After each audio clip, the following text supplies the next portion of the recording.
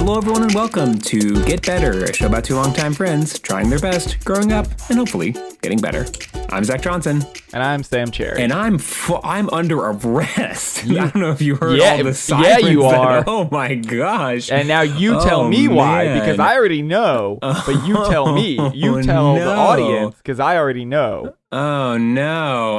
I think I'm arrested because I at a party on Monday. I said Chris Harrison didn't do anything wrong. Oh, you fucked right up. Why would you say that? Wait, I can't even remember what he did. Did he? He's a demon, so I assume he did. No, I actually don't know. I just assume. Hello, everyone. Welcome to Get Better, but also welcome to Reality Check. Yeah, no, I got arrested. I'm being arrested currently. They're having a hard time getting up. So my house is I'm not going to say my address, tell where your house is. It's there's a house next door, and their address is my address with 1/2, which I think is really funny. Like, imagine if my address was I understand like, what you're saying. I get if it was like 2305, theirs would be 2305 and a half. I understand what you're saying. Yeah, it's the funniest thing. And so we get a lot of packages like delivered, mix and match. And like, you'd think that this would like draw us closer as neighbors, but it has like made some sort of like undercover animosity, probably because I'm constantly being swatted. Because your support of Chris Harrison? Because my support of Chris Harrison, and also Pizzagate? What did he do? I'm also really contentious on Fortnite, so I get swatted an awful Real lot. Gamer problems. Yeah. I know what that game is and how to play it. And I have for sure. I have for sure played that game. The game that I said earlier. Yep. Yeah, so briefly a rundown, and mind you, I can think of at least one member of our audience who is like, whatever I say, it's going to be like met with an absolute screaming match about like how this is not correct. Aaron Carter, you mean? Yeah, Aaron Carter. Do you think it's Aaron, Nick, or Shaq? Which one do you think would be more upset? It's probably Shaq. Shaq also, I think that... Yeah, I don't know. I'm trying to think. Can I tell you that we have a lot of Virginia listeners, and what it has just occurred to me is that that's our CIA enclave. Oh, right. Yeah. That's what the CIA is. Yeah. So you would think that at a certain point the CIA would change their location, or they would coming straight out of Langley. Yeah, they were just like, hey, this is us, you know. So anyway, I got my Corona shot, so I'm chipped anyway. Oh, so, did you really? Hey, I got it. Good for you. Yeah, Mazel Tov. Walked right into a CVS, and I got the Pfizer because, you know, I was like, I'll pay the extra for it, you know, like I'm worth it. You had to pay for it? Do they cost money? No. Oh, thank God. No, it was just I'm in Tennessee. I'm never getting one, so I just don't. Yeah. I'm not sweating it. Yeah, it was just a total luck of the draw. Good for you. But so anyway, Chris Harrison, he's this guy. He's a demon. We spent a whole episode talking about him. Everyone knows Chris Harrison is. Yeah, previously on Reality Check, Chris Harrison's a demon, and so he's a demon. That's like backing up all the way to like the ancient times. Yeah, he feeds on human pain. He's in a fight with Jeff Probst for the balance of the so universe. we're gonna move on to recently. Sure. This season of The Bachelor had the first Black Bachelor in a very long forever. Incredibly Matt. Normal guy. Yeah, very normal guy. He was not in the BCU, which is the Bachelor Cinematic Universe, which is why he's not an insane person like everyone else. Yeah, so he's not totally gone. And there was one episode where a girl from the Bachelor Cinematic Universe tried to get in. She was in a previous season. I don't know exactly what her deal was. That shit was so funny. She was immediately sent off because Matt's normal. And it was like 6 weeks in, and he was like, she's like, I'm going to marry you. And he was like, no, what? No, because he's incredibly normal. And he's no, go home, please. I don't know who you are. Yeah. So Chris Harrison has been running the show for a long time, and there have been a lot of, calls and sort of allegations that the show is just, not very Black friendly, or because of just the way it's structured and the audience base, and how The Bachelor just brings out the most of like people that are not used to online bullying on like Reddit threads and / or like Twitter things.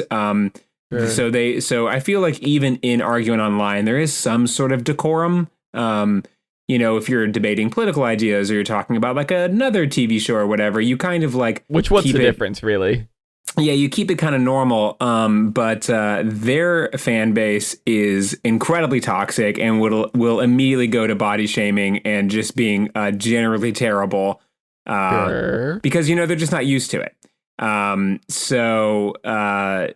Chris Harrison, actually, no, not Chris Harrison right now, but there is a girl named Rachel. Rachel, spoilers, won. She won. She won The Bachelor. She did it. She won The Bachelor. Which I feel like we should have known. I mean, we actually did know, but no, we definitely should have known. And I feel like a lot of people did know based on just the energy that was coming out of it. Well, there was like one-on-one dates, and one girl, it was like, we're gonna ride four-wheelers just around the building, and then Rachel was like, I'm gonna take you to all of the fanciest stores of the week, and you get like $10,000 worth of merchandise for free. And it's like, I feel like if he has any say on the dates, he probably, you know what I'm saying? Like, it's like, I don't know, if I'm looking at these one-on-one dates, it's like, we went to a pool, and then it's you got Louboutin shoes. And it's like, yeah, I feel like maybe he likes Rachel more than the other girls. Yeah, the fix is in. But I feel like a lot of people knew because there was a lot of, digging through Rachel's everyone always knows. Yeah. Old social media stuff, and she had gone to some antebellum themed parties, which is not great, not a good look. And she did some other, raised in the South, sort of flirting with racism stuff, which is not a good look. And she had a response that was just like, basically what like anyone would have said in her position, which is like, that was an L. I should not have done that. Yeah. I was kind of like, I should have known better. I was pressured into my culture, and I just kind of let that I let that take the driver's seat for how I was acting. I should have been more critical of this, but at the time that I wasn't, because this was just the culture that I was in. That is not an excuse. It's just like me telling you kind of how it happened. And because a lot of other people in the South will probably be doing the exact same thing, because the culture there is really, really messed up, and it just kind of pervades this, and the only way to break away from it is for you to realize and stand up for it, yada, yada, yada. Which I'm going to go ahead and say is fine. She, as far as I know, all she did was like go to a party with a shitty theme, and like I don't think an antebellum party is a good idea. Yeah, but it's like she racist. Yeah, but she didn't like plan the party. Right? She didn't plan the party. She just like went to a party and like, I mean that's but like. And we can cut this if you like. We've been to a party where a dude did blackface. Yeah. And while we were all very surprised, the way I would describe that night was I didn't know that guy very well, and so I was kind of like, Jesus, like that was kind of my mode. But no one like was like, hey man, you gotta go. Which like maybe. Today I wouldn't, because I'd be like, I don't know. I don't know what I would do today if I was at a party and a guy did blackface. I probably wouldn't kick him out. I'd be like, I don't know, it's his fucking life he's ruining. What do I care? Which is true. Like, I don't think I'm going to end racism by this guy fucking up his life less by leaving. Yeah. That's what I'm saying, though, is like, and it wasn't, first of all, I would have clarified for the listeners, it was just a costume party. It was not like a we weren't like hanging out. It wasn't like me and Sam drinking with some of our friends. This guy showed up dressed as a black football coach who was like a famous person. He just like dressed like a famous person who was also black. And for some reason, he felt like he also needed to do blackface, which was fucking wild. It was so wild, bananas. Yeah, and this was like in 2010. Oh, like, or whatever. Like, this wasn't like it had to be 2012. Oh yeah, because we were in so it was like So this was like a hop, skip, and a jump away. Like so this wasn't. Saying we were at that party, and I don't think we should be kicked off The Bachelor. I don't think that she should. But again, it is different because it's like, well, yeah, you showed up to an antebellum themed party. Mhm. It's a little. I do have another story related to that, but Yeah. So, but anyway. basically, it's like some appropriate apology we for what she did.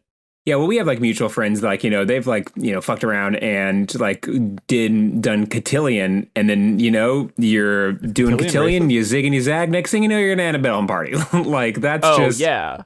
that's just how shit rolls. Well, sometimes. yeah, because the thing is like, okay, this is. I feel like I have my credentials as not a racist on this show. There was more to the antebellum South than just the slavery. Like, it's fucked up. They shouldn't have antebellum parties, but like, yeah, cotillion's not that different theme wise, and it was like a period of time, right? I mean, it's don't do it. Yeah, don't. Yeah, but nope, I'm gonna cut it. Never mind. Okay. So anyway, cut it. Rachel, she did that. She offered an apology, and then Chris Harrison was brought on to talk about it, and he done goofed. He done hecked around and said exactly what we just said, which is he done hecked around, and he kind of brought up that he took the wrong side. The side he should have taken was anti-Rachel, but the side he did take was pro-Rachel, and his stance was like, we got to stop bullying each other, guys. And then everyone was like, wait, that's kind of what I'm saying.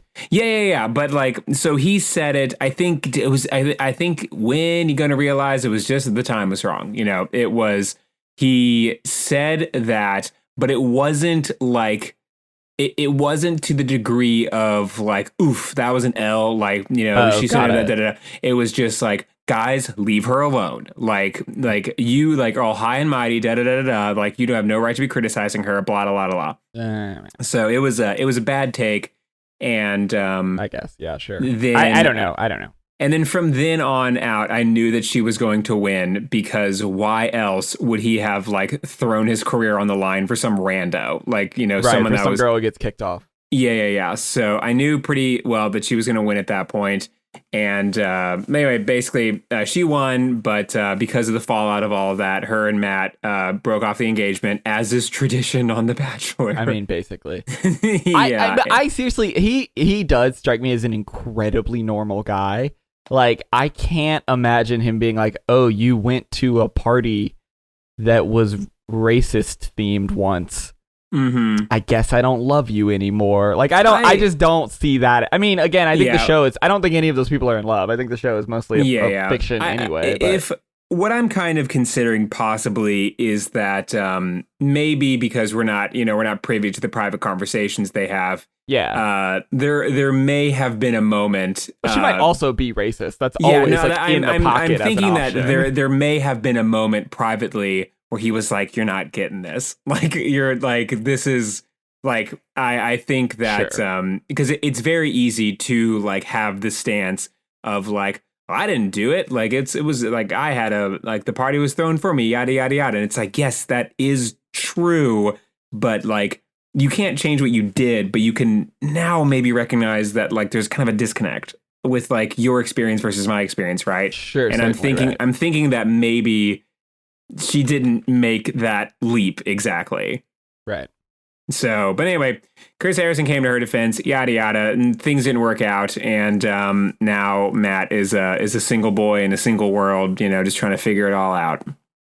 That's crazy, man. That's wild. Yeah, dude. Yeah. So anyway, but no, the Antebellum South was before the Civil War. Yes. I thought the Antebellum South was just another way of saying Reconstruction. No, antebellum literally means before the war. Does it really? Yes. Go fucking Ante is like before, and then bellum is war. So antebellum. Oh. Yeah. Oh. Yeah. So that is another reason why. You know what? I'd like to maybe amend my previous statements where I said it's not just about slavery; it's a period of time. Yeah, I didn't want to like gotcha journalism you in that moment, but I was like, whoa, like, well, yeah. So antebellum, as previously stated, I'm stupid. That is the name of the period before the war. But yeah, the sort of like fancy parties and things like that. That came out after, when the South was like, man, didn't we have it sweet back then? You could have just had a Gone with the Wind party, huh? Yeah. Could have just had a Gone with the Wind party. You're certainly right. Even though that's probably I haven't seen Gone with Yeah, the but Wind that's a since I little was in less 7th on the grade. nose. So That's a little less on the nose of like, yeah, well, no, there's like slaves in that movie, but I'm saying like, it's a great movie. You know, there's a little more cover if you want to have your like party. I don't know. Okay. Yeah, maybe. Well, now that I've at least corrected myself while we're recording, I don't have to cut all of that. But yeah. So it's kind right, of I'll have to think on this I would more. say I haven't done the research on it, but Antebellum, like that sort of ideology really feels like a Daughters of the Revolutionary War sort of thing. Right. You know what I mean? Right. Like like a Confederate flag thing where it's like, you're saying it's about more than just the slavery, but like we know that it's just about the slavery. Yeah, because basically, it's like it's heritage, not hate, but basically it is that a sentiment. Heritage of what? Yeah, no, well, it's that sentiment I just said of like once you like display that, you are kind of saying like, man, didn't we have it sweet back then? And Yeah, it's like, why? Why maybe like, do you know that how that's like,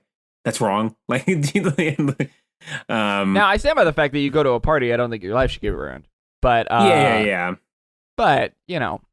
Yeah, and also Pretty like, fucking weird man, to go to I feel like we really kind of I genuinely feel like we lucked out to some degree, like both being in Kentucky, which has its own sort of like weird relationships with like the world, but I mean, I don't know, like I feel like that just wasn't. I mean, I went to a pretty preppy school, and that just like wasn't a part. Yeah, ish. Like, I mean, you mean in affect, not in like.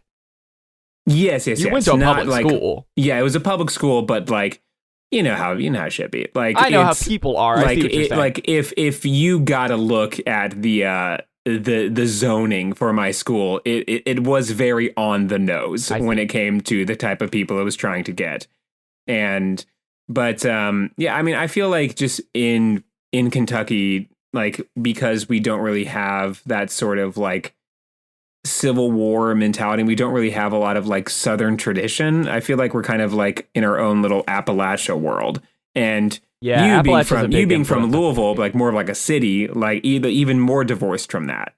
It's I mean, it's like the no most western no one living part in of New the York East City Coast. is like, I love the North, like, or like I love New York, like upper New York culture, you know? Yeah, like it's I mean, racism is very different the further north you get. It gets a lot more neo-Nazi and a lot less Confederate. You know what I mean? Like there's different flavors of it. There's also just a lot more like white liberal racism, you know, like very like get out kind of racism. You know what I mean? Where it's just this, it's kind of like, well, I don't know, but look at the crime rates. It's like that kind of shit. Yeah. I mean, I grew up with a lot of racist people, and we certainly went to college with a lot of people who said some wild shit. And did blackface at a party. And that one guy who did blackface that I still can't believe. And the thing is, like, that not to harp on that dude anymore, but they're like, my impression of him was there wasn't a thought in his big dumb head. Like, no, I think he every just thought moment like of every moment of every day, every interaction I have with him is just like, you don't get it. Like it being because just I think your general surroundings. That's the thing, and I think what the sort of racism that we would encounter, not towards us obviously, but towards black people around, because you know white people go mask off when it's all white people, especially when they don't know that you're not conservative. They're just like, hey, you get it, right? And I'm like, I certainly do not get it, but okay. So it'll be a lot, but anyway, so like the thing about blackface, of course, is that the joke is, aren't black people silly? Like that's the joke. Yeah. Like the joke is like, isn't it funny because they're black and I think black people are a joke and I don't see them as people. But you have to like sort of think through it to get to like, oh, that's what true. this is. And so this guy probably wasn't thinking that. He just was like, but that's what he. Well, I don't know. But like, maybe that's probably what he thinks is like. I don't know. Oh, it's funny because like I'm white and now I look like a black guy. And the person, the football player or the coach in question was our coach at the time at our college, who was a black guy. Yeah, who he could have just dressed up in like a coach's uniform, and it'd have been, we would have known. We all would have got it. Yeah, but like it's like that's like the thing about him and his big dumb head is I think that he was like, man, I love Willie. Like, you know? Yeah. Like, and it's just like, for him, he was like, yeah, like, this is the best way I could think to honor him. And it was just you're the dumbest boy in the world. Because jokes are taboo, right? Like, jokes are about breaking taboos. And so, like, what the joke is, like, it's bad to do this. Like, that is the joke. And it's like, isn't it kind of goofy? Because, like, I'm not black, but, like, look, I look like a black guy. Like, that is... The joke is, like, breaking the taboo while at the same time, like, seeing the black community as a joke in general. Like, that's the gag. And that's why it's fucked up, because it's like, well, that's not a joke. That's just being a racist. That's not, like, you know, I mean, like, I remember this one time, this girl on campus, she was just like, oh, no, she was at a party. And she was talking to me. And I don't remember what the context was. I think she was talking about walking at night and she saw a black guy or something. And she's like, well, you know, black people are scary. And I looked at her and said, no, I don't know. What are you talking about? She's like, you know, black people are scary. I'm like, I don't think black people are scary. And it sort of just got very awkward. And we just sort of like, I'm going to go over here now. Like goodbye. But, you know, like that is sort of what I assume this guy was thinking, where it was like, well, because it's funny, because, like, they're goofy. And it's like, I don't think they're goofy, so no, the joke doesn't really land for me. It's just But, of course, when we're freshmen in college, we weren't, like, thinking in those terms, so it's just like, yeah, that's a guy in blackface. I didn't think people really did that. And, you know, didn't have the words to sort of process, like, what being in blackface means. Yeah. And neither did he. Yeah, no, definitely, Pretty definitely fucking not. Weird, man. Yeah, dude, it was, that is something I will, like, continuously think about, and just, like, how he just, like, I mean, we talk about it every, like, once a year. We talk about it every, I try to bring it up with the people involved that were there at that party. I try to talk about it every Halloween, at least. Oh my God. Yeah, because that guy did blackface. Let's move on. Yeah, this is this has been Reality Check, maybe. I don't know. Yeah. Unless, Sam, do you have any more of those dating shows you like to talk about from the early 2000s that, you know, the ought-nots? The ought-not. Oh, that's what I called it. The ought-nots. Yeah, it's been a while since an ought-not. I could give you the saga that led us from Bachelor to that woman getting murdered, but I'll save it for another day. To that woman getting murdered. It's a hell of a story. Oh, okay. So anyway, I would like to just check in on my boys real quick for I watch hockey and so should you. Mm-hmm. So we've had, pretty much as this whole season has gone on, had a bad week. We beat the Blue Jackets twice. I think it's where we left off last time. So February the 28th, we beat the Blue Jackets for a second time.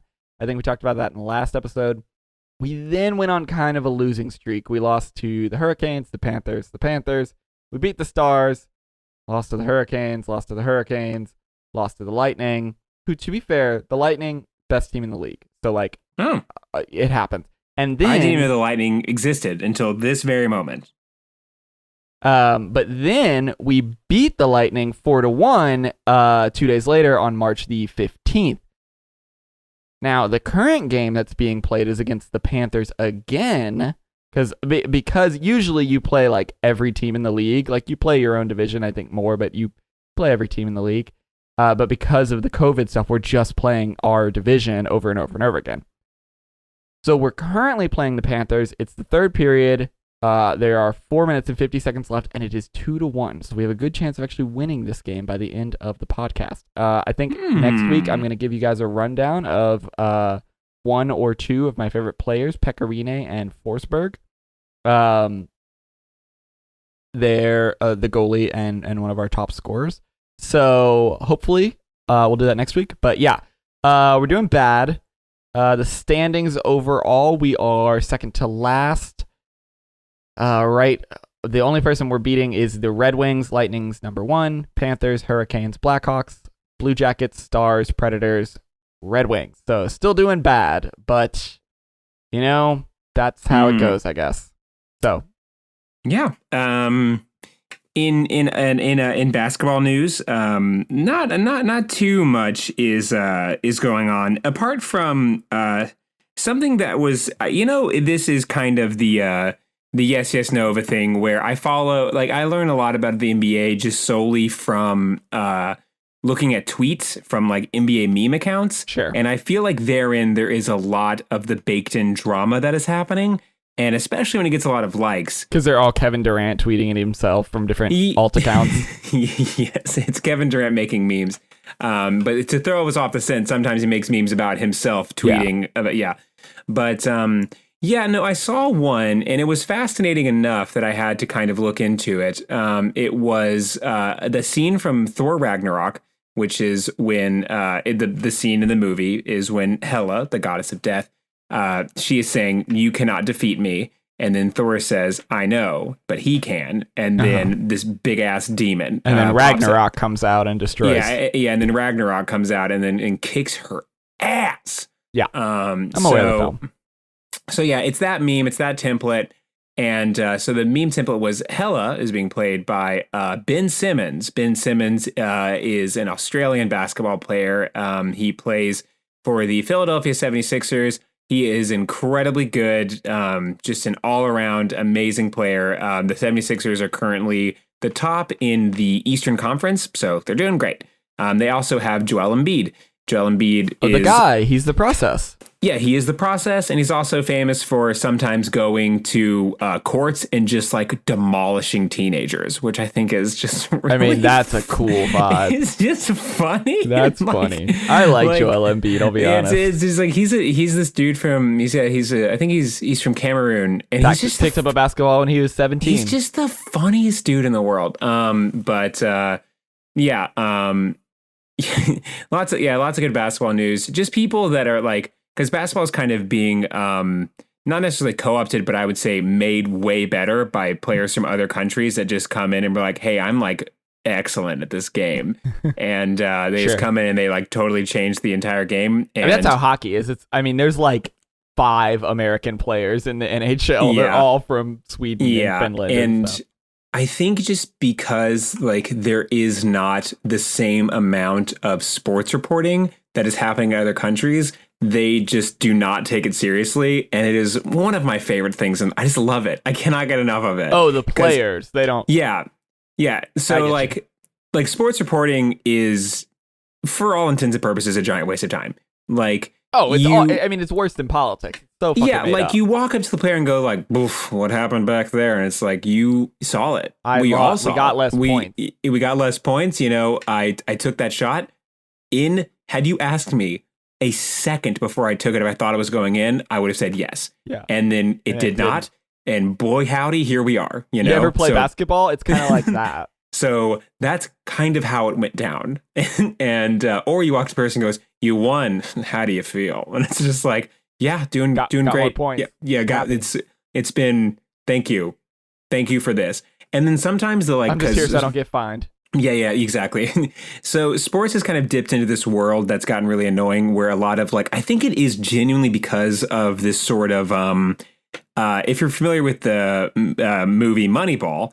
Moneyball is a movie. For those that don't know, it's about this guy that works for the Brad Moneyball, Brad Moneyball and Jonah Moneyball, unrelated somehow. Their Brad families Moneyball, both came off the boat at Ellis Island at the same time.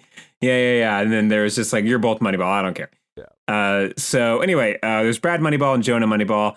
Jonah Moneyball is a guy that looks at like numbers and stats, and he's then a nerd.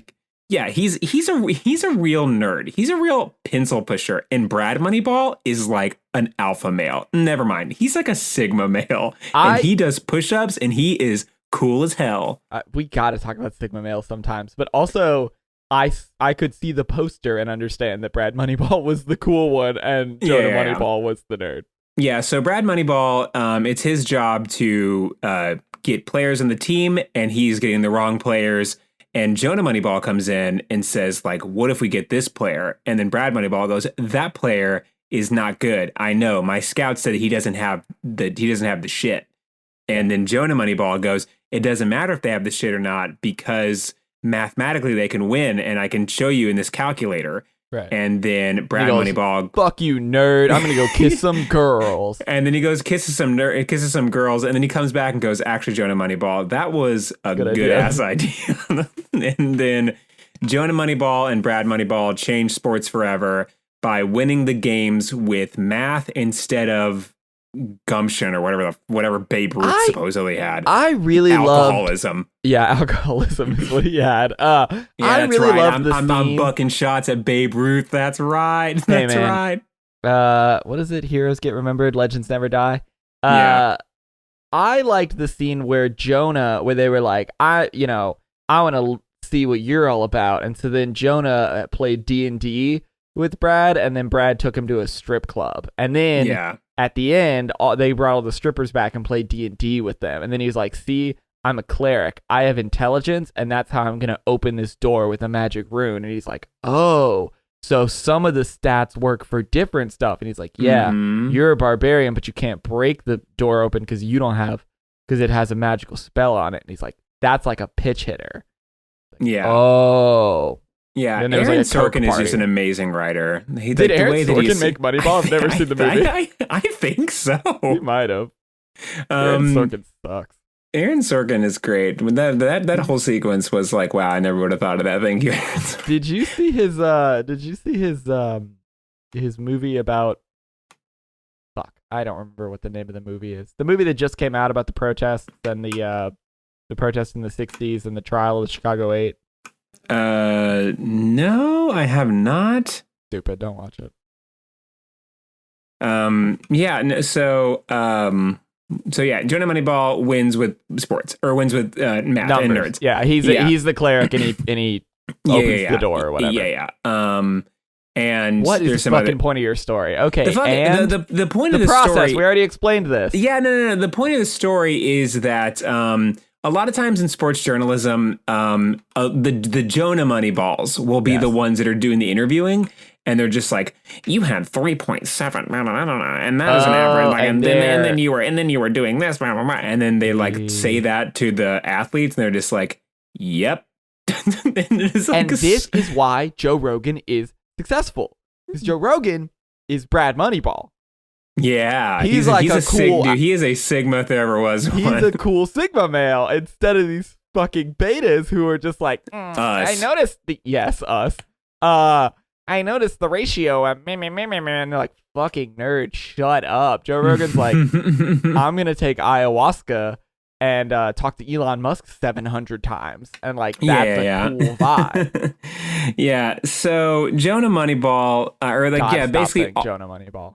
All of sports journalism is like that, and I think that because there is a culture around that in America, you just gotta be like, yeah, man, yep, I certainly did that, and I intend to do more of those sweet ass numbers that you're talking about. I would honestly rather take any frat boy in the stands to just grab the microphone and go, dude, that shit was sick. And then the player can be like, you're right, that was sick. That was so cool. Because basically they are saying the same thing, or they're like, but it'd be better. But like sometimes they're like, or like, so say for example, if the drunk frat guy was like, you suck, but like that'd be Jonah, awesome. That'd be so the cool. Jonah Moneyballs of the world, they like neg them with numbers, and they're just like, this is not as good as Joel Embiid, man. And it's just like, okay. Yeah. Like, I want here's what I want. I want a huge fan. Who does Joel Embiid play for?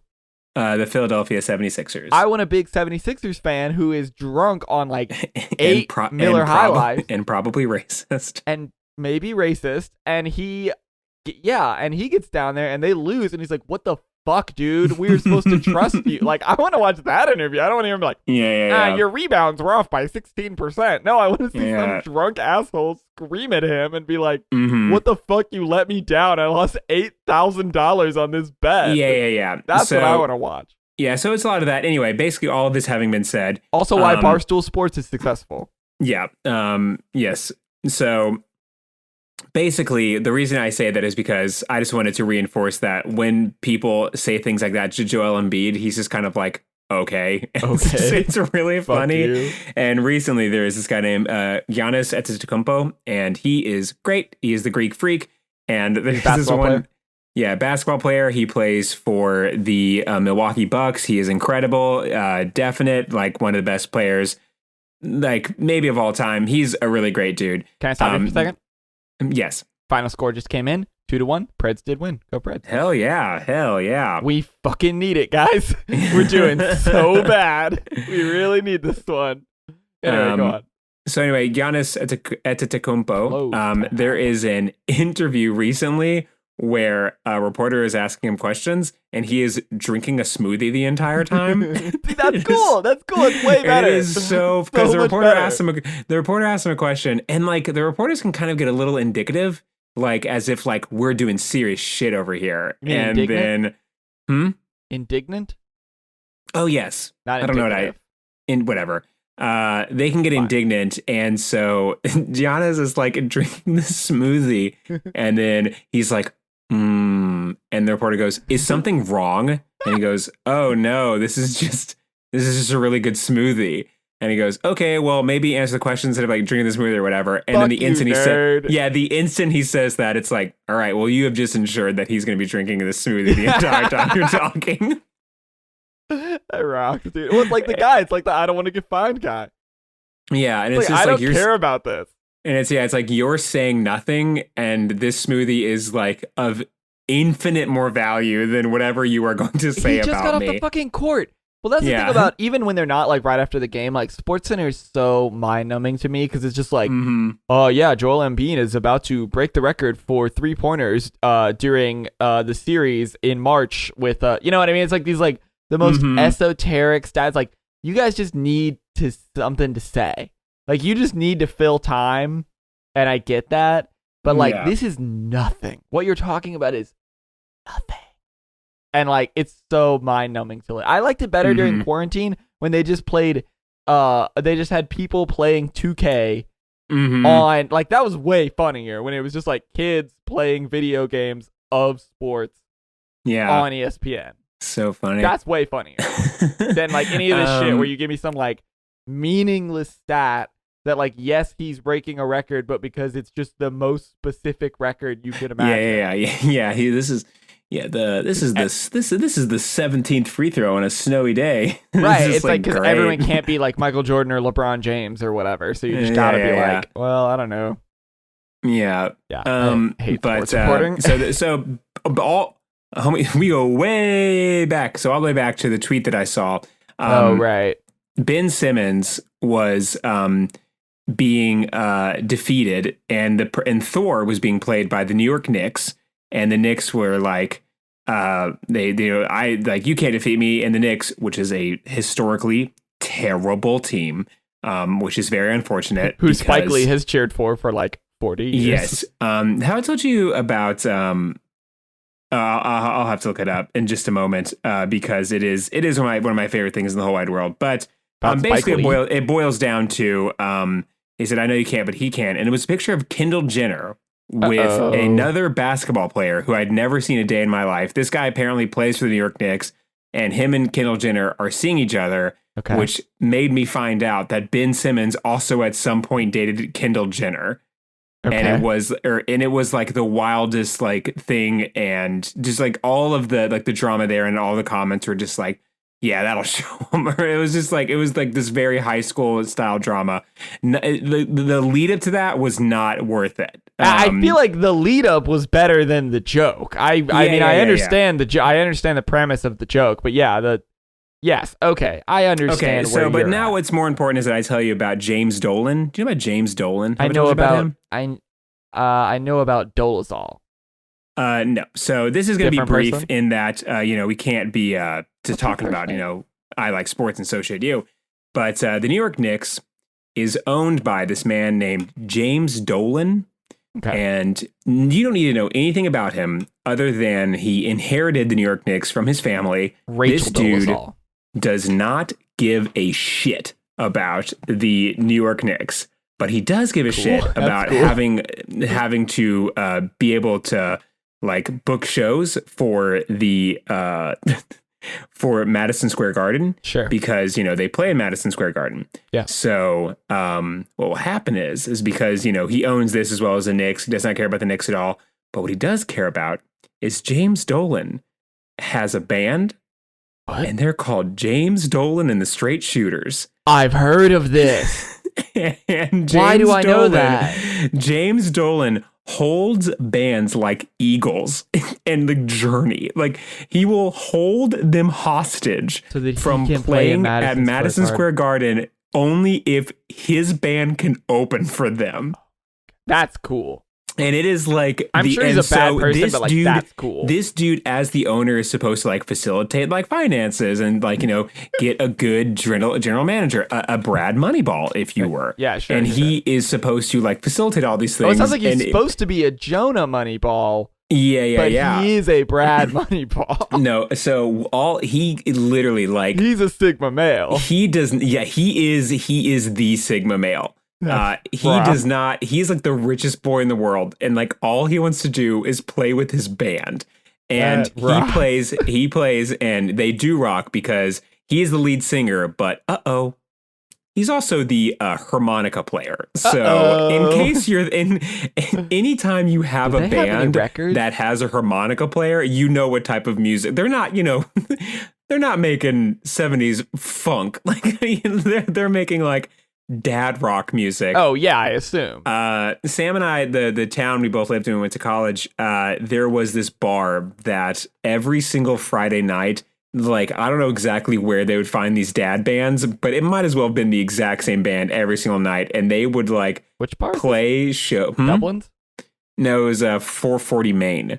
Like they would just have like the oldest dad bands in the world, just like playing like soaking in the girls' room, like or whatever. I think of that as a restaurant that also plays music, but yes, 440. Yeah. I know what you mean. Okay. Yeah, so it was this place like, and so like in like whenever someone explained to me James Dolan's music, I was like, oh, it's like when a bunch of like dads who used to play but never got their band off the ground are just like, this is what people want to hear. It's just like squibbity babbity, yeah. Well, they're also playing the Eagles, which is wild. Like it's wild that you're like the Eagle. I'm gonna open for the Eagles, but it's my cover band of the Eagles. Yeah. It truly has that sort of like. But then they might throw in like a a knockoff version of Kokomo or something. Let's take it to the island, guys. It's just like, this is gross. Like all of you guys are, this is intense. On Spotify, they are known as JD and Straight Shot. Oh, Straight Shot. Oh my gosh. He needs to rename that. He needs to rename that group. James Dolan and Straight Shooters is a better name, but I couldn't find it. Yeah, Straight Shooters. Oh my gosh. And Straight Shot. Yeah, hey, dude. Hey, bud. I gotta catch you up.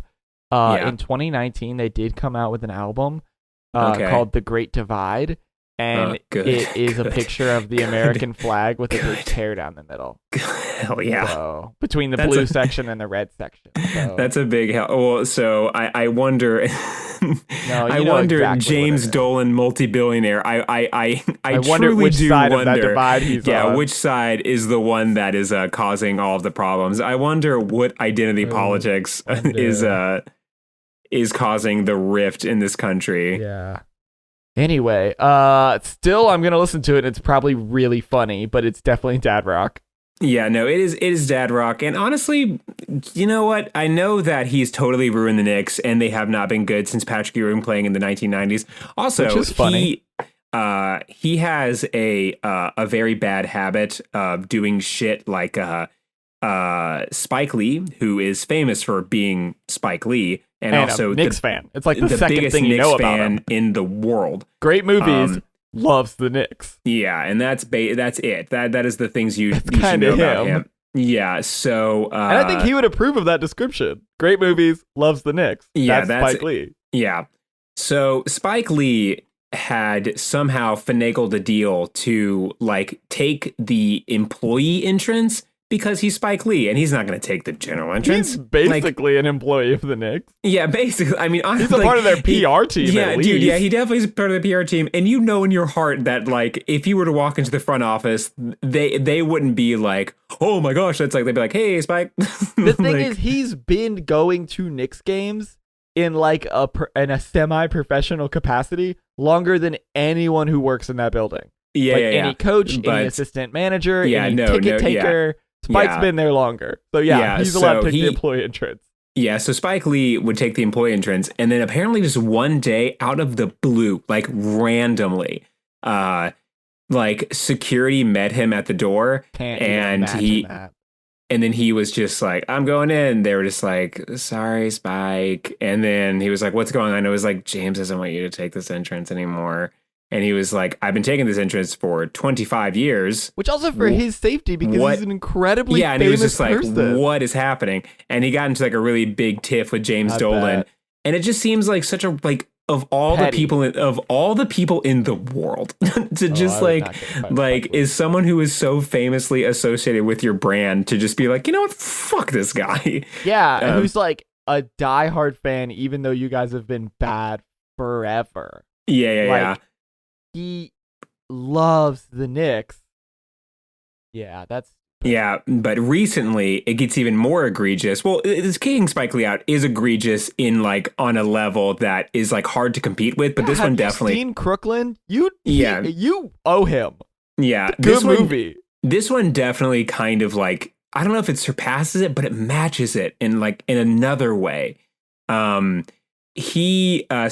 Patrick Ewing very famously played for the Knicks and played for the Knicks in the 1990s. And they were so close to winning the finals. Like, apart from, unfortunately, Patrick Ewing just happened to be born at the same time as Michael Jordan. And that was a lot of basketball players. That was his cross to bear. Yeah. And unfortunately, there is this guy named Michael Jordan. He's the best person to ever play basketball in human history. Yeah. So that was.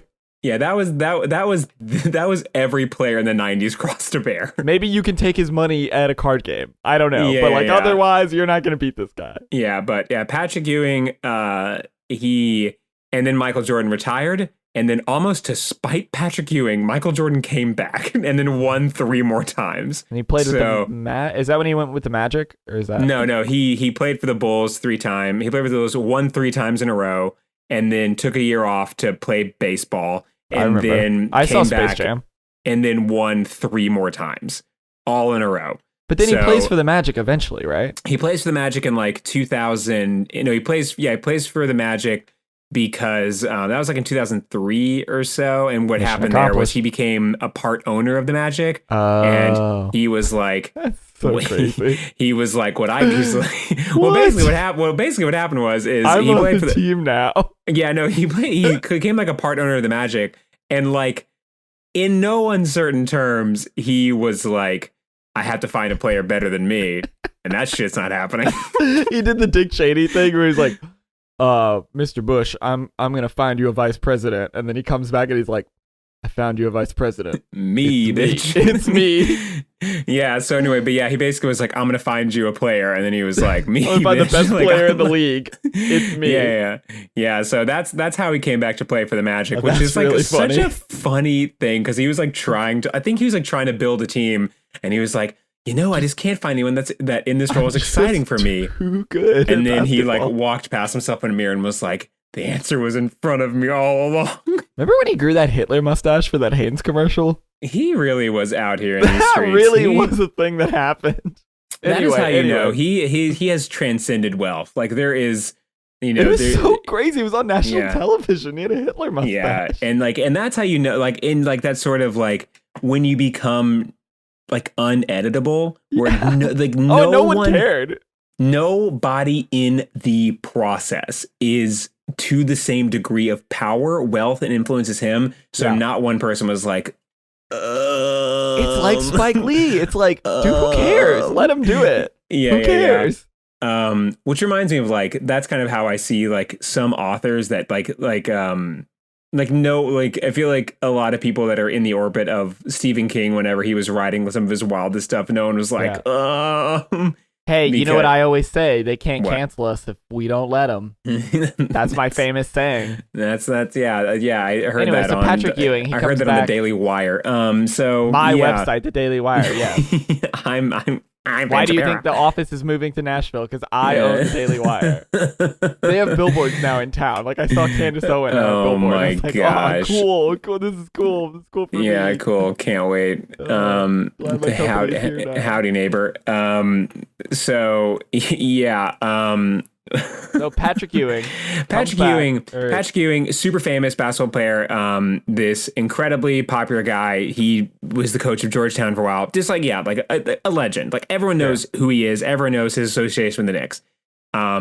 He came to a Knicks game recently, and James Dolan had security called on him. And it's like, what James Dolan is happening? Like, shot. just like, I think it's like such a weird, like Caligula level sort of power. Like, just to be like, you've lost your whole mind. Don't you fucking dare take that employee entrance. I swear to God. Like, you are not. He was literally an employee. And I think it was the same sort of thing where like Patrick Ewing was like, hey, I played in this place all of the damn time. And I'm going to kind of like walk around. And then when I'm assuming he approached the security guards, they were like, oh shit, you're Patrick Ewing. You're like my hero. Yeah. And then he just like walked in and like went through the whole like place. And then James Dolan was like, he's not like, he doesn't work here, like whatever, like I can't, like he's not allowed to use the tunnels. Like he can't know where stuff is. I think he should probably look up what happened to Caligula. I think he should probably maybe do some Googling on where no, him. Yeah. Because like, hey bud, don't be like, a maniacal ruler. It doesn't end great. It's like, it is kind of a degree of like, my man, do you want to be a laid back dad rocker or not? Like what do you want to be? Like, also, do you want do you want the job of like running the Knicks or don't you? Like, you only seem to step in when it's over petty shit. So like either run the team or play your harmonica. Like fucking Great Divide album or whatever. Yeah, it's like, why? Yeah, and those two were kind of in quick succession. So I feel like he's like having more of like. Did that happen recently? Could have been. Quarantine. No. Well, no, I mean, like, it could. That's the thing. I think it's like Patrick Ewing. The stadium's not even full. No, so Patrick Ewing recently came to a game just to be like, hey, I'm Patrick Ewing. And like, I think like, because he was going to the game a la like to see like during the quarantine times. And so maybe that was it. Maybe James Dolan was like, like, I don't know. Maybe. But you can't kick out Spike Lee. That's insane. Yeah. No, that was back in the days where like, you know, there's fans and stuff. So it's like Jay-Z and like the Yankees. Like, it's like, he's a part of your brand, my guy. Like, he's Spike Lee in the Knicks. What are you talking about? Yeah, it is. Yeah. Doesn't Jay-Z own a team? Doesn't he own the Nets? Oh, I don't know. Or no, the Mets? I don't. I'm going to quickly look up what Jay-Z, what team does Jay-Z own? Or owns Nets. I typed in owns and it says Nets.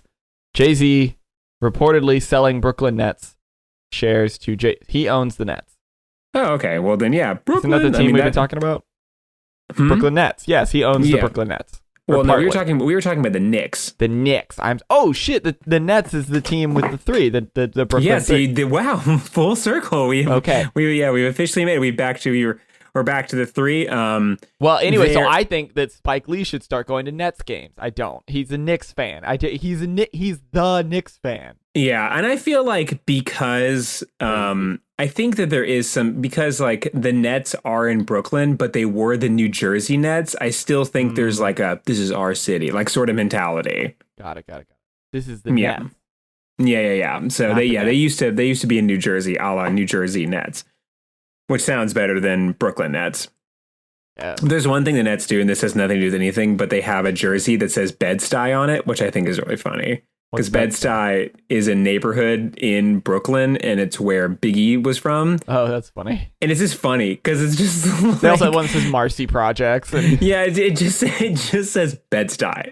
It's just like, it reeks of this sort of like corporate overlord, like, you guys like this, right? Like, you guys, Biggie Smalls, you guys like him, right? It's just like, what are you doing? Like, it's just the most like to people that live there, it's like, yep, that's a neighborhood. That's and a then, but like, place. they're clearly trying to like get people to have some sort of like nostalgia feeling of people that have like that do not live in Brooklyn to be like, yeah, Bed-Stuy. Right, it's for people who don't know any other, which I don't, but like it's for people who don't know any other neighborhoods in Brooklyn. Like, yeah, I know the one that's big. Like I just said, Marcy Projects. Like, yeah, Jay-Z's from the Marcy Projects, so I know that one. Yeah, so it's just it's very much of that. Anyway, that has nothing to do with them or anything. I just think it's like it's like this weird sort of like you can just feel a room full of like 20 somethings marketing majors just desperately trying to like being like, do you like this? Are we good? Tell me I'm good. Is this good? Tight. And just like, yeah, but they're like saying that internally, but externally they're just like, yeah, got my finger on the pulse. Hey. I know what these people want. And they want to be reminded of Bed-Stuy. They released the jerseys on their store, and the description is like, this goes out to all the teachers that said I never amount to nothing. We get it. Yeah. It's get just it. like, yeah, it's just like the Clippers or like the Clippers or the Lakers just having one that just is California love. It's like, wow, it's fucking exactly weird. like Like, yeah, weird. Oh, weird. yeah, no, it really would be the equivalent if the Lakers had one that just said Compton, and it's just like, oh, weird. Straight out of Compton, like, oh, like weird. Like, I mean, sure. yeah, I mean, yeah, it's Yeah. I guess that's kind of. I mean, this is strange. I have a new philosophy. In our last minute here, I was thinking about this before the show. Okay. I have two things, but one of them is going to take too long, so I'm going to drop it. Which a normal person would just not mention they have two things. But anyway. Okay. So my other thing is I have a new philosophy. Okay. Basically, it boils down to, and I've said this before on the show, don't be weird. Don't be weird. And don't be a fucking dork. I think if you follow that rule, you're going to do pretty well. So like when you do that where it's like, oh, should we make it, it's like Biggie. No, because you sound like a fucking dork. Don't do that. Oh, I thought this was completely separate of what you were doing. No. I'm saying so basically, you have a choice in life every day. To be a you can dork. either be a Brad Moneyball, Exactly. or you can be a fucking Jonah Moneyball. Be Brad Moneyball. Yeah. That's my point. All right. And one final thought, and that is that we didn't get to talk about this at all, but we're definitely going to have to save this for the show once I get a hold of this. But to the Holy audience, shit. yes, we are aware of the Justice League Snyder Cut. I've seen 3 hours of it, and I've got to finish the last hour. I watched the first 5 minutes, and I'm going to give you a little sneak peek, a little spoiler. The first 6 minutes is no joke, just different shots of different places and Superman screaming. It is an uninterrupted Superman screaming and just different shots over that. So I am thinking, and it was an uninterrupted 6 minutes, and then I was like, this is where the 4 hours comes in. I'm excited for I'm excited for you to get to the cyborg scene, and you'll know what I mean. Oh, you'll know what I mean when you get there. But like, okay. I have to get. I know that we're gonna save it for the show. I have to get a live text from you, like you watching the cyborg scene, because it is. Doesn't matter. 4 a.m. to 2 in the afternoon. It is. It's like. So you guarantee I will know. Oh, you're gonna know the scene. And there's some particular lines where I had to stop it, and I was like, "What did they just say? Can't be real." And rewound it to make sure, and watch the scene twice to be like, "That's not what." So, oh man, I'm not gonna spoil it, but yes, okay. Let me know when you get to the cyborg thing. Anyway. Oh man, I genuinely can't wait. Well, anyway, that's our show. Thank you all so much for coming to Get Better. If you want to find more of our stuff, you can find us on Instagram at Get Better Podcast. It's at Get_Better_Podcast. You can also find us on YouTube just by searching Get Better Podcast. And you can find our full episodes as well as clips you can send around. And if you want to contact us, reach us at meetthefockers2 fockedup@gmail.com. That is meetthefockers2 fockedup@gmail.com. And I want to make everyone aware that, yes, we do know that there is another Meet the Parents movie called Little Fockers, but this is actually a reimagining of the Meet the Fockers-averse, where we have a sequel to that movie in that movie alone. So well, right, that's there's a film, Meet the Fockers, and then there's a sequel called Meet the Parent. And then there's a sequel called Little Fockers. It's Meet the Parents and then Meet the Fockers and then Little Fockers. Oh, you said there was a sequel to Meet the Parents. Yes, there is a movie, Meet the Fockers, that is a sequel, Little Fockers. Yeah. But we're talking about the alternate sequel, Meet the Fockers 2, Focked Up, at gmail.com, where you can reach us. And if you're listening to us on Spotify, please continue to do so. But if you're listening to us on iTunes, please leave us a rate and review. It is super helpful.